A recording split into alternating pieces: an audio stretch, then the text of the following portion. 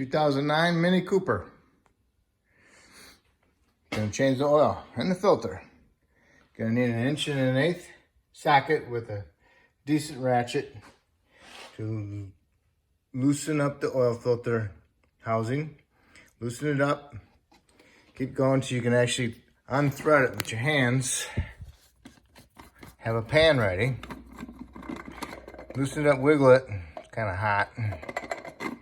And then hurry up and pick the whole thing up and stick it in your pan. Okay? And the next you want to do is grab hold of the housing, grab hold of the filter, twist and pull the filter off, and then get a little pick or screwdriver and pull this filter, this O-ring off of there, and then go in your oil filter box and grab a new O-ring, put the O-ring on, and then push and twist the new filter on it. All right, we get the new O-ring on it, put a little grease around it, twist and push the filter in there. This is actually pretty decent, same price as Advanced CarQuest. It comes with a drain plug gasket. I like that. Got this at O'Reilly's.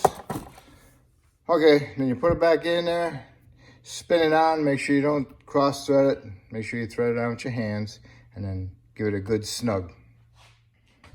If you're wondering why I've changed the filter first, it's because some models hold oil inside the filter housing until you remove the filter.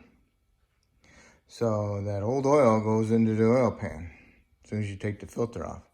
So if you drain the oil first and put the drain plug back on, and then you change the filter, then that dirty oil drains right into the oil pan and you didn't drain it, okay? So that's the reason why. All right, so now that the filter's in there, it's tightened up, and you want to double check your fluid levels. You want to check your coolant. If your coolant's low, so now when you go raise it up to change the oil, you can look for a coolant leak. Then you want to top off your windshield washer solvent. And if you want to check out your air filter, you just remove 4 Torx bit screws, and this little one right here just pops in there. That's actually like a 10. Plastic 10mm bolt. And then you can pick that whole housing up and you can check out your filter, replace it, whatever, and put the cover back on, put your 4 screws and your plastic bolt. Okay, so now we're gonna raise it up and we're gonna drain the oil.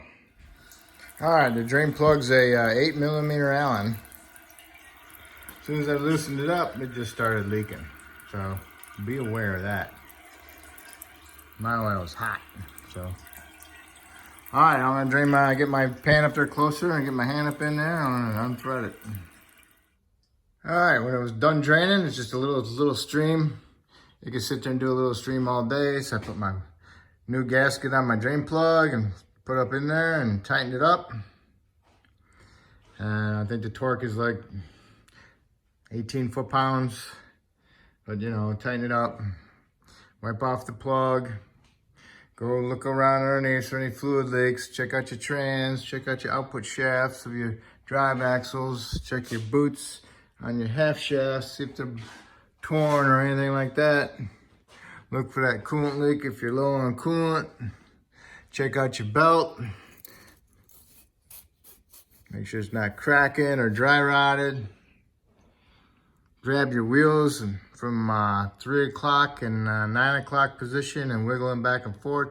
See if you feel any movement in the tie rod ends, and do the same thing in 6 and 12. And see if you got any movement on your ball joints. If it all feels good, then you're good to go.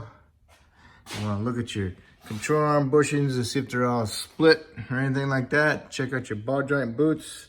See if they're dry rotted and got rust coming out of them. If they got rust coming out of them, then they're no good. Check out your exhaust if you're underneath. Might want to check out your back brakes. Make sure there's no leaks on those. Check out your struts. Make sure there's no fluid leaking. Check out your strut springs. Make sure they're not broken.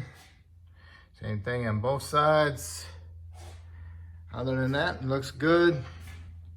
Do the same thing to the front. Check out your struts, see if they're leaking any fluid.